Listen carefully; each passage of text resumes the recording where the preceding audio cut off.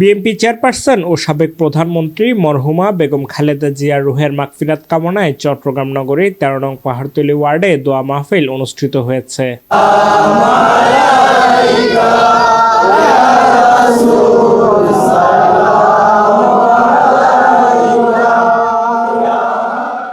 আজ শনিবার ১৩ নং পাহাড়তলী ওয়ার্ড গ ইউনিট বিএনপির সাবেক সহসভাপতি মোহাম্মদ মনির হোসেনের আয়োজনে এই দোয়া মাহফিল অনুষ্ঠিত হয়। অনুষ্ঠানে দোয়া পরিচালনা করেন ফয়জানে জমজম রেজা জামে মসজিদের পেশ ইমাম হাফেজ মোহাম্মদ ইরফান আশরাফি। দোয়া মাহফিলে মরহুমা বেগম খালেদা জিয়ার রুহের মাগফিরাত কামনা করা হয় এবং তার রাজনৈতিক জীবনের অবদান স্মরণ করে দেশ ও জাতির কল্যাণ কামনায় বিশেষ মোনাজাত করা হয়।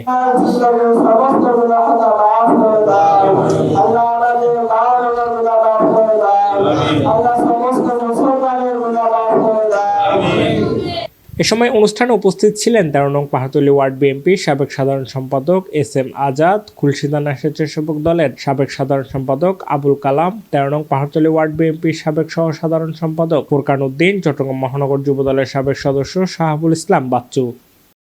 আমাদের দেশনেত্রী বেগম খালেদা জিয়া, যিনি জীবন উৎসর্গ করে দেশবাসীর জন্য আজকে এই পর্যায়ে চলে আসছেন, আমরা মনে করি যে আমাদের দলের প্রত্যেকটা নেতাকর্মীর দায়িত্ব হচ্ছে ওনার আত্মার মাগফিরাত কামনায় আমরা প্রতিদিন ওনাকে স্মরণ করা।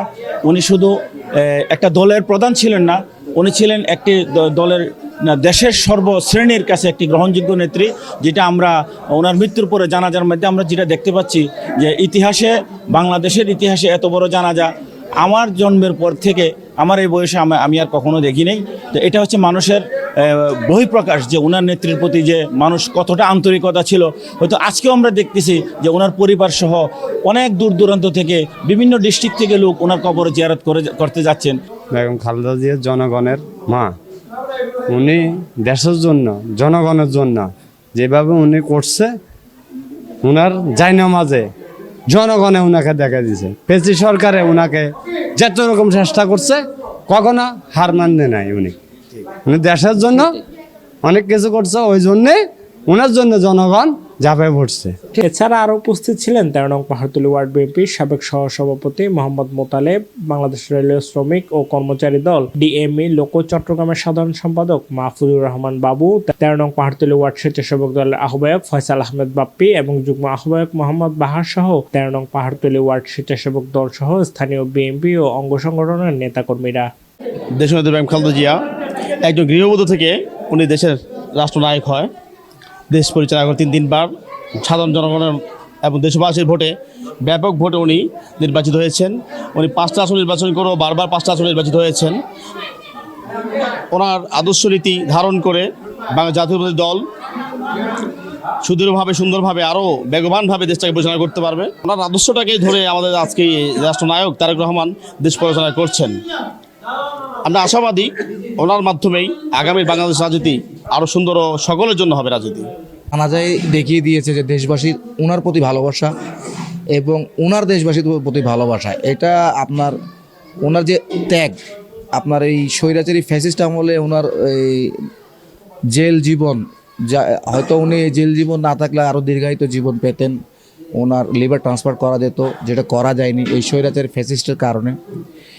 ওনার এই ত্যাগের এই বিনিময়ে জনগণের ভালোবাসাটা দৃশ্যমান। আমরা তো এই পৃথিবীর সর্ববৃহৎ জানাজা মনে হয় এর থেকে বড় জানাজা আমি দেখি নাই আর কখনো যাইনি। তো ওনার যে আত্মত্যাগ, এই আত্মত্যাগকে আমরা ওনার যেই বিগত সময়ের দেশের প্রতি ভালোবাসা, দেশের জন্য আপোষহীনতা, সংগ্রাম, এটাকে রেখে আমাদের দেশনায়ক তারেক রহমান উনি অলরেডি বলে দিয়েছেন যে ওনার মায়ের পথই অনুসরণ করবেন। দোয়া মাহফিলে বক্তারা মরহুমা খালেদা জিয়ার রাজনৈতিক সংগ্রাম, গণতন্ত্র পুনরুদ্ধারে তার ভূমিকা এবং দেশের মানুষের জন্য তার ত্যাগের কথা স্মরণ করেন। একই সঙ্গে তারা তার রুহের শান্তি কামনা করেন এবং দেশবাসীর প্রতি তার অবদান চিরস্মরণীয় হয়ে থাকবে বলেও মন্তব্য করেন।